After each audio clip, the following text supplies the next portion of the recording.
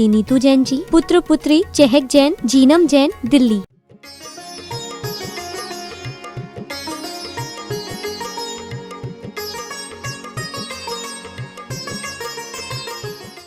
नहीं तो नहीं। अब कोई मांस खाने वाला है, मांसाहारी लोग हैं, तुमने जो क्या कर दिया, तुमने उसको पैसा दे दिया, तो क्या करेगा? होटल में जाएगा और मांसाहार करके आ जाएगा, मांस खाएगा। अभी आप ये बताइए, मांस जो कोई पेड़ पर नहीं लगता है,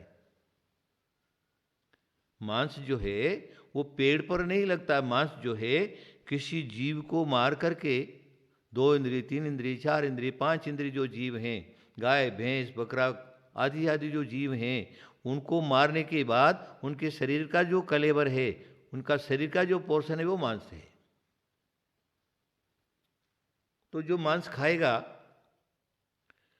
तो मांसाहारी की कभी भी जो क्या सदगति नहीं होती, नियम से दुर्गति होती है, नरक में जाना पड़ता है, महाकष्ट भोगना पड़ता है। और ऐसा भी कहा है धर्मशास्त्रों में, तुमने यहां मांस खाया, मांसाहार से तुमको नरक में गए, नरक में जाने के बाद तुमको अन्न खाने को नहीं मिलेगा। उधर के रहने वाले जो नारकी हैं, वो पूछेंगे क्यों जी, आओ इधर आओ। बोले क्या चाहिए? अरे बहुत भूखा हूं, कुछ खिला दो। अच्छा भूखे हो? तो क्या करता है, शस्त्र उठाता है और उसी का शरीर काट लेता है, उसका शरीर काट करके फिर उसके मुंह में देता है। वो क्या कहता है, ये उसी का दंड है, तुमने मनुष्य पर्याय में लोगों को, जीवों को मार मार करके खाया, उसका मांस खाया है, इसीलिए यहां नरक में तुमको खाने को नहीं मिलेगा। उसका शरीर ही काट करके नारकी, दूसरा नारकी उसके मुंह में देते। तो इस प्रकार की स्थिति बताई है। हमें क्या करना है? इसलिए आचार्यों ने कहा कि मांसाहारी को कभी भी दान नहीं करने का। उस समय दयादत्ती भी करने की जरूरत नहीं। और जो क्या है, एक बार वो नाराज होएगा तो चलेगा, हमारे द्वार से वापस चलेगा तो चलेगा। अगर आचार्यों ने कहा है कि तुम्हारा पुत्र भी है, तुम्हारा संबंधी भी है, और वो मांसाहारी शराबी अगर है, तो उसको दान नहीं करने का, उसको देने का नहीं। नहीं तो तुमने उसके पर दया कर ली और तुम्हारे पैसे से उसने पाप कमा लिया, तुम भी दुर्गति के पात्र और वो भी दुर्गति का पात्र। इसलिए क्या कहा कि शराबी, मांसाहारी और व्यसनी, एक दिन मैंने बताया था आपको जुआ खेलने का फल। जो जुआ खेलते हैं, मैंने देखा है बहुत सारे लोगों को कि आज जो है लखपति है तो 1 घंटे के बाद खगपति हो जाते हैं, सड़क पर खड़े हो जाते हैं, उनके पास कुछ नहीं रहता है, कपड़े भी पहनने के नहीं रहते, मुंह छुपा करके इधर उधर घूमना पड़ता है, क्योंकि माथे पर कर्जा हो जाता है उनका। कर्जा मांगने वाले वैसे के वैसे तैयार रहते हैं, और वो जीवन उसका पूरा का इधर का उधर हो जाता है।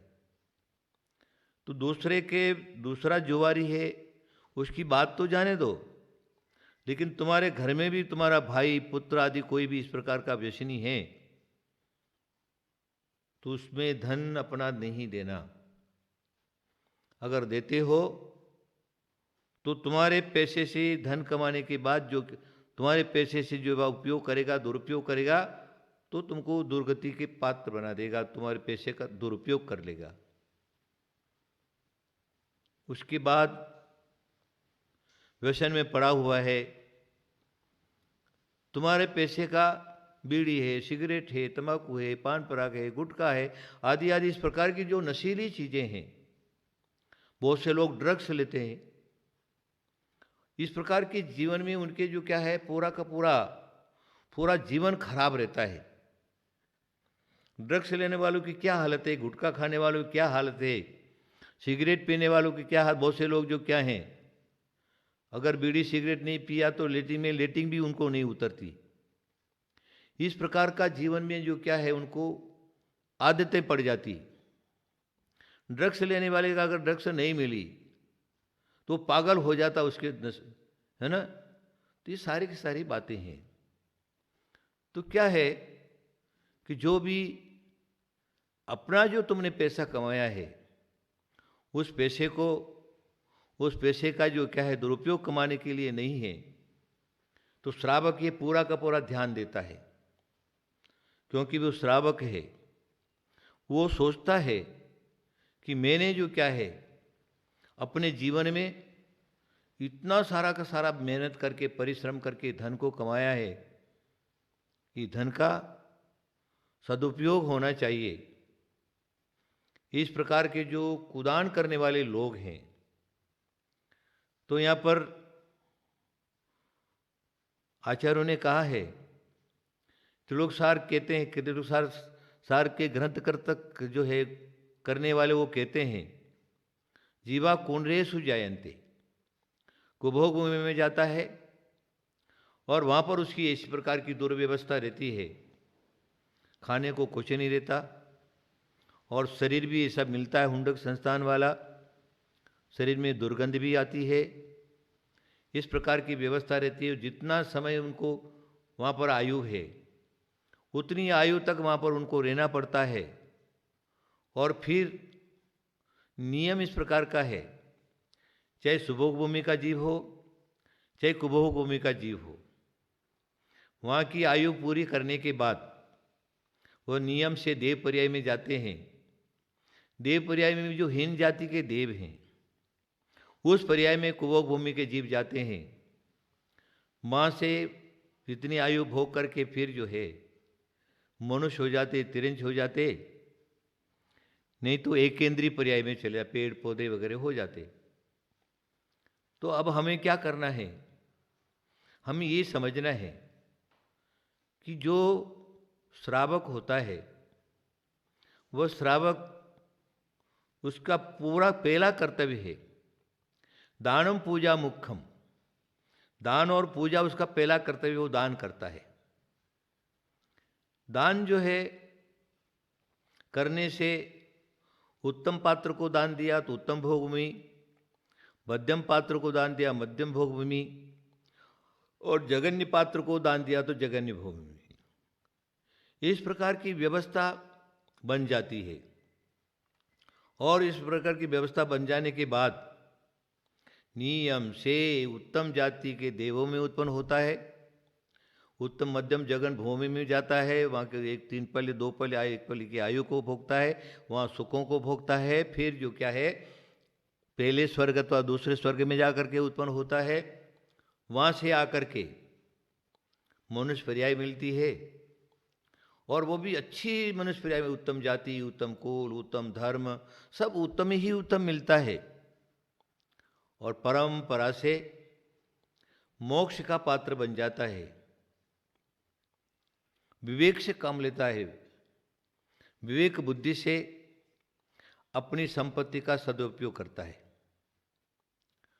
देखिए, श्रद्धावान होने के बाद विवेकवान होना परम आवश्यक है। मैं श्रद्धा के ऊपर भी आगे जाकर के मुझे टाइम मिला तो उसके ऊपर चर्चा करूंगा। अभी हमें जो क्या है, यहाँ पर दान का प्रकरण चल रहा है, तो दान के लिए उत्तम पात्र उनको दान देवे, मध्यम पात्र उनको दान देवे, और जगन्य पात्र उसको दान देवे। जगन्य पात्र में हमारे जैन परंपरा में लिखा हुआ है, जगन्य पात्र श्रावक होता है। श्रावक है, धर्मात्मा तो है, लेकिन पूर्वकृत उसके पाप कर्म उसके साथ में है। पाप कर्म के उद्देश्य वो परिश्रम करता है, लेकिन उसको धन नहीं मिलता। दरिद्रता ही जो क्या है उसके पल्ले में बंधी रहती है। तो घर बार भी नहीं रहता है, परिवार बड़ा दुखी रहता है, खाने को दाने नहीं रहते, उसके लिए तरसता है। परिवार को कैसे पालन किया जाए वो भी उसके पास नहीं रहता। इस प्रकार का जो व्यक्ति है, सत्श्रावक है, यद्यपि उत्तम कुल उत्तम जाति में वो पैदा हुआ है, लेकिन पाप कर्म तो किसको नहीं छोड़ता ना। पूर्व में किया हुआ पाप है वो तो उदय में आएगा ही आएगा। उदय में आया तो अवश्य ही फल देगा ही देगा। इस प्रकार का कोई व्यक्ति है, सद्ग्रस्त है, जैन धर्मावलंबी है, धर्मात्मा है, पुण्य पुण्य पुण्य तो नहीं है।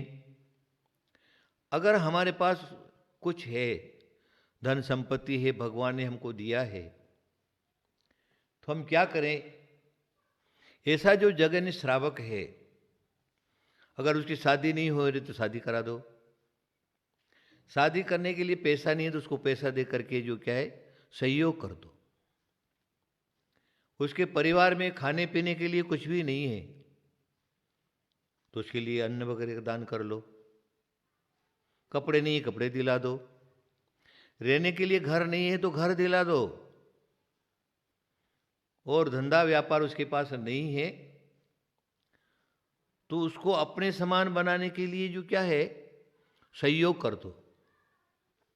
सहयोग भी ऐसा करो उसके मान सम्मान को ठेस नहीं लगाना चाहिए। प्राचीन काल में इस प्रकार की पद्धति थी। राजा थे, सेठ साहूकार थे, तो शाम को सोते टाइम पर ये विचार करते थे, इस गांव में कोई भूखा तो नहीं है, कोई दुखी तो नहीं है, किसी को कष्ट तो नहीं है। सब इंक्वायरी करते। इंक्वायरी करने के बाद अगर उनको मालूम पड़ गया कि अमुक सदग्रस्त जो है इस प्रकार का है, तो चुपचाप उसके घर में, देखिए मनुष्य जीवन में मान कसाय, मान सम्मान की एक बहुत बड़ी बात रहती है। कितना भी भूखा हो ना तो भी अगर अच्छा आदमी है तो किसी के घर पर जाकर के मांगेगा नहीं कि मेरे को भूखा हूं खाना दे दो। भूखा बैठा रहेगा घर में लेकिन मांगेगा नहीं। ऐसे भी आप व्यवहार में देखो ना, आपके घर पर कोई मेहमान आया और आपने उसको पूछा नहीं, भले ही भूखे हो, भूखा है तो भी वापस लौट करके चला जाएगा, लेकिन आपसे कहेगा नहीं कि मेरे लिए खाना बना लो, मैं खाना खाऊंगा। एक तुम्हारा उसका अच्छा व्यवहार है और व्यवहार में किसी ने बोल दिया तो अलग बात है, लेकिन ऐसे कोई भी आकर के नहीं बोलेगा, है ना। भूखा रहना मंजूर है लेकिन किसी के सामने हाथ फैलाना मंजूर नहीं रहता है। तो इस प्रकार के लोग रहते, तो परोपकारी जो लोग रहते वो क्या करते, रात में अपने सेवकों के द्वारा उसके घर में अन्न डलवा देते। कपड़े नहीं है तो कपड़े पहुंचवा देते और जगह लेकर के मकान बना दिया। मकान बना करके उसको सामने वाले को पता भी नहीं है, और एक दिन उसके द्वार पर जाकर खड़े होते और कहते, अरे भाई तू इतना कष्ट में है, हमारे पास इतना है, भगवान ने बहुत कुछ दिया है, हमने तुम्हारे लिए घर बना लिया है, वो घर आज से तुम्हारे नाम का है। तुम जो क्या करो उस घर में प्रवेश करो और अच्छी तरह से रहो। ये पहले इस प्रकार की परंपरा थी। अगर भूखे रहते तो अन्न डलवा देते, नहीं तो भोजन बना करके उसके घर में पहुंचा देते। किसी भी स्थिति में अगर किसी कारण से वो दुखी हैं तो उनकी सहायता करते थे, पूर्ण सहायता करते, और उसको बुला करके व्यापार में लगा, उसको दुकान खुलवा देते, नौकरी दिलवा देते। नहीं तो स्वयं के यहाँ अगर व्यक्ति कम है तो स्वयं के यहाँ उसको नौकर रख करके और उसका जो है गृहस्थ धर्म चला देते। ये पहले प्राचीन काल की परंपरा थी। अभी तो जमाना बहुत खराब हो गया। हाँ, मेरा पेट हाउ मैं न जानू काऊ। सभी लोग स्वार्थी लोग हैं, सब अपना अपना देखते, दूसरे को दूसरे का देखने का फुर्सत नहीं है। तो ये कोई धर्म नहीं होता। धर्म और धर्मात्मा ये दोनों का जोड़ा है, एक साथ रहते हैं, एक लाइन में रहते हैं। और धर्मात्मा धर्म का पालन करता है और धर्म जो धर्मात्मा को स्वर्ग और मोक्ष में पहुंचा देता है। ये एक मार्ग है भव्यात्माओं। ज़्यादा नहीं कह करके मैं इतना ही कहूँगा कि आप श्रावक बनिए, सत श्रावक बनिए। और दान की जहाँ पर बात है तो दानम पूजा मुख्यम कह दिया। दान श्रावक का मुख्य कर्तव्य है, मुख्य कर्तव्य है, उसको अवश्य पालन करना चाहिए। घड़ी ने टाइम बता दिया है। इसके विषय में आगे के प्रवचन में और भी अपनी चर्चा करेंगे। दान क्या चीज़ है, देने योग्य क्या वस्तु है, लेने वाला कौन है, उसको लेने वाले को क्या फल मिलता है और देने वालों को क्या फल मिलता है, इसकी चर्चा आगे के प्रवचनों में करेंगे। आज मैं इतना ही कहूँगा, अगर आप श्रावक हैं तो अपनी संपत्ति का सदुपयोग करिए। सदुपयोग किया तो जो संपत्ति सद्धर्म में लगी, सत्कार्य में लगी, तो निर्मल पानी के समान है। और निर्मल पानी जो है, जो ग्रस्त अवस्था में किया हुआ जो पाप है, उस पाप को धो डालता है। रुधिर मलम धावते वारी, ऐसा समंत भद्र स्वामी ने कह दिया। रुधिर से लिप्त जो कपड़ा है उसको स्वच्छ पानी धो डालता है। उसी प्रकार दान जो क्या है, वो ग्रस्त अवस्था में किया हुआ पाप है, उसको धो डालता है। हमें अवश्य अपने आत्मा पर लगे हुए जो पाप है उसको साफ करना है, धोना है, तो हमें आगे जा कर के सद्मार्ग मिल जाएगा। परंपरा से मोक्ष का मार्ग हमारे लिए तय हो जाएगा। आप अपना इस कार्य अवश्य करिए। महावीर भगवान की।